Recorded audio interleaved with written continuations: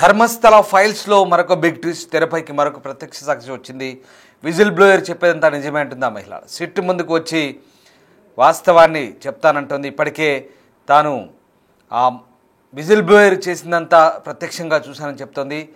దీంతో పలువురు సాక్షులు ముందుకు వచ్చినట్టు తాజాగా మరొక మహిళ రావడంతో విజిల్ బ్లోయర్ వాదనకు మరింత బలం చేకూరినట్లు అవుతోంది. బాహుబలి కొండలో శిథిలాలను వేయడంపై న్యాయవాది మంజునాథ్ అభ్యంతరం వ్యక్తం చేశారు.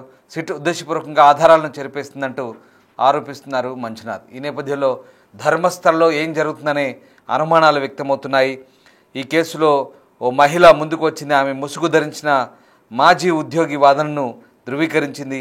ఆ మహిళా సాక్షి ఈ మాజీ పారిశుద్ధ్య కార్మికుడు మృతదేహాన్ని పూడ్చిపెట్టడం తాను ఒకసారి చూశానని చెప్తోంది. ఆ మహిళ వాంగ్మూలాన్ని సిట్ కూడా ధృవీకరిస్తోంది. సో మొన్న కూడా ఒక మహిళ ఈ మాజీ పారిశుద్ధ్య కార్మికుడు ఆ శవాలను ఖననం చేయడం చూశానని, దాని తర్వాత అతని ఇంటికి రావడంతో బకెట్లో నీళ్ళు ఇచ్చానని, తాగడానికి మంచినీళ్ళు ఇచ్చానని, ఖననం చేసేందుకు బకెట్ కూడా ఇచ్చానట్టుగా చెప్తాను. తిరిగి అవి తనకు తిరిగి ఇచ్చినట్టుగా కూడా ఆ మహిళ చెప్పింది. సో మొత్తం మీద వరుసగా ఈ అంశాలకు సంబంధించి సిట్ కూడా దృష్టి కేంద్రీకరించింది.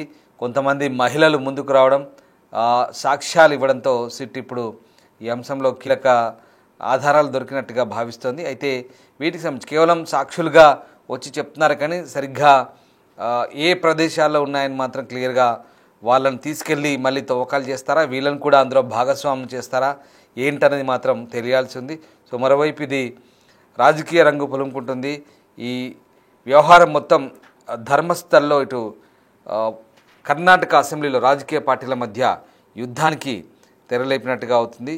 ధర్మస్థల పోలీస్ స్టేషన్ పరిధిలో ఈ రాడార్ వాడకానికి సంబంధించి 13వ స్థలంలో పెరిగిన కలుపు మొక్కలు కూడా తొలగించారు. ఇంకా ప్రాంతం అంతా కూడా ప్రస్తుతం జీపీఆర్ను ఉపయోగించి స్కాన్ చేసినట్టుగా తెలుస్తుంది. 13వ స్థానంలో స్కానింగ్ ప్రక్రియ ద్వారా మానవ అస్థిపంజర అవశేషాలు గుర్తిస్తే మృతదేహాలను బయటికి తీసే ప్రక్రియ కొనసాగుతుందని నిన్నటి వరకు కూడా సిట్ భావించింది.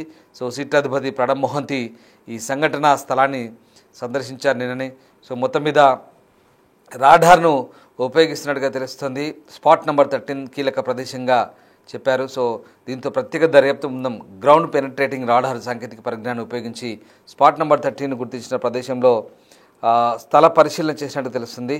రాడార్ ఇమేజింగ్తో కూడిన అధిక సామర్థ్యం గల డ్రోన్ను ఉపయోగించి భూగర్భ వస్తువులు ఏవైనా ఉన్నాయని స్కాన్ చేస్తున్నారు.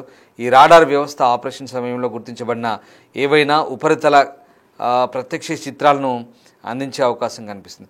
సో మొత్తం మీద ప్రణబ్ మొహంతి వీటన్నిటి కూడా స్వయంగా పరిశీలిస్తున్నారు. ఆయన బెల్తంగడ్లోని సిట్ ఆఫీస్కి వెళ్లే ముందు అక్కడికి ఒకరోజు ముందే చేరుకున్నారని తెలుస్తోంది. సో రకంగా మెహంతి, సిట్ అధికారులు, అలాగే మిగతా ఫిర్యాదుదారు, వారి న్యాయ సలహాదారుతో కలిసి ఆ ప్రదేశాన్ని మొత్తం అందరూ కూడా సందర్శించినట్టు తెలుస్తుంది. దర్యాప్తు ప్రక్రియలో పూర్తిగా పారదర్శకత పాటించడానికి ఫిర్యాదుదారుడు ఎవరైతే ఉన్నారో వాళ్ళ న్యాయవాది సమక్షంలో ఈ జీపీఆర్ స్కాన్ నిర్వహించినట్లుగా అధికారులు చెప్తున్నారు. కేసులో కీలకమైన ఆధారాలు వెలికి తీయడంలో సహాయపడే కీలకమైన దశగా ఈ స్కాన్ను భావిస్తున్న పరిస్థితి కనబడుతుంది. ప్రస్తుతం జరుగుతున్నటువంటి దర్యాప్తులో స్పాట్ నెంబర్ 13 కీలకమైన ప్రదేశంగా సిట్ గుర్తించింది. అలాగే రాడార్ ఇమేజింగ్ ఈ విషయాన్ని పరిష్కరించడంలో ఖచ్చితమైన ఆధారాలు అందిస్తుందని కూడా అధికారులు నమ్ముతున్నారు. దాంతో సామూహిక ఖననం దర్యాప్తు మధ్య మరొక ఫిర్యాదు కూడా దాఖలైంది. ఓవైపు ధర్మస్థలంలో ఫ్రీ యూనివర్సిటీ విద్యార్థిని మరణించిన 38 సంవత్సరాల తర్వాత ఆమె సోదరి ఇప్పుడు కేసును తిరిగి తెరిచి తాజా దర్యాప్తుకు డిమాండ్ చేస్తుంది. అందుకు సంబంధించి ఆ అవశేషాలను కూడా వెలికి తీయాలంటూ ఆమె కోరుతుంది. నెల్యాడి నివాసి ఇంద్రావతి సోమవారం ప్రత్యేక దర్యాప్తు బృందం ముందు హాజరై తన సోదరిని కిడ్నాప్ చేసి లైంగిక వేధింపులకు గురిచేసి హత్య చేశారని ఆరోపిస్తోంది. దివంగత దేవానంద కుమార్తె పద్మాలత ఉజిరేలోని ఎస్డిఎం కళాశాలలో సెకండ్ పీయూసీ విద్యార్థిని అని డిసెంబర్ 22, 1986న ఆమె అదృశ్యమైందంటూ ఆమె ఇప్పుడు ఆ కేసును తిరగదోడగలంటూ డిమాండ్ చేస్తున్న పరిస్థితి. సో మొత్తం మీద ధర్మస్థల్లో చర్చ చేసుకుంటున్న అంశాలన్నీ కూడా ఇప్పుడు ఆసక్తి రేపుతున్నాయి. వరుసగా చాలామంది ఫిర్యాదుదారులు మళ్ళీ బయటకు వస్తున్నారు. దాంతోపాటు చాలామంది ఈ అంశాలను కొంతమంది నమ్ముతుంటే కొంతమంది కొట్టిపారేస్తున్నారు. ధర్మస్థల సమాధుల కేసుకు సంబంధించి ఇక నివేదికను సమర్పించాలంటూ కూడా మరోవైపు బీజేపీ హోంమంత్రిని అసెంబ్లీలో డిమాండ్ చేస్తున్న పరిస్థితి. ఏదేమైనా ఓవైపు ఇదంతా కూడా రాజకీయ రంగు పులుముకుంటుంది. దక్షిణ కన్నడలోని ధర్మస్థల వంటి హిందూ ప్రార్థనా స్థలాలను కించపరుస్తున్నట్టు బీజేపీ ప్రభుత్వాన్ని విమర్శిస్తుంది. అంతేకాదు ఒక బీజేపీ ఎమ్మెల్యే ఏకంగా విజిల్ బ్లోయర్ని ఉరి తీయాల్సిందే అంటూ డిమాండ్ చేస్తున్న పరిస్థితి కనబడుతుంది.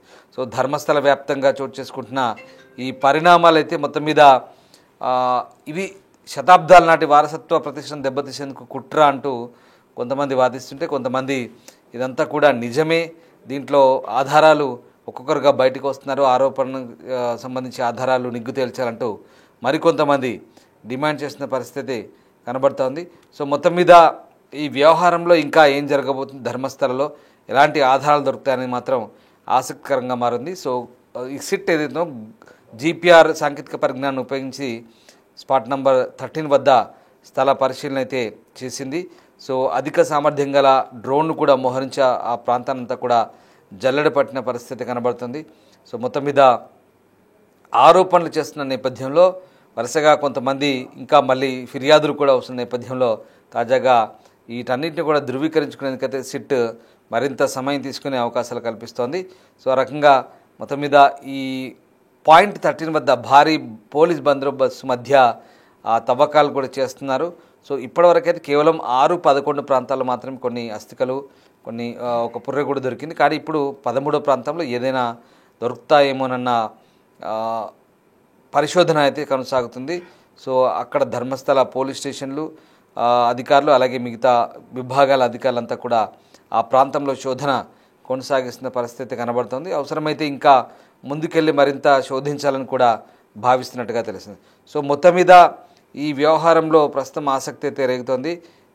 ఇప్పుడైతే అంటే ఈ ధర్మస్థల వ్యవహారానికి సంబంధించి తాజాగా ఒక మహిళ ముందుకు రావడం, ఆ మహిళ అదంతా కూడా తాను చూశానని చెప్పడం, ఆ వ్యక్తి మాజీ ఉద్యోగి వాదన ఆమె ధృవీకరించడం కూడా ఇప్పుడు ఆసక్తి రేపుతుంది. ఏదేమైనా ఇప్పుడు ఈ పూడ్చిపెట్టడం, తాను చూశాను అంటూ ఆ మహిళ సిట్ను సమాచారం ఇవ్వడం, సిట్ కూడా దాన్ని ధృవీకరించడం ఇప్పుడు మరికొంత ఆసక్తి రేపుతుంది. ఇంతకీ ధర్మస్థల వ్యవహారంలో విజిల్ బ్లోయర్ చెప్తున్న అంశాలన్నీ నిజమా కాదా, ఒక్కొక్కరిగా మళ్ళీ సాక్షులు ఆ విజిల్ బ్లోయర్కు మద్దతుగా కొంతమంది వస్తున్నారు, ఇవన్నీ కూడా సరైన ఆరోపణలు కావంటూ కొంతమంది ఖండిస్తున్నారు.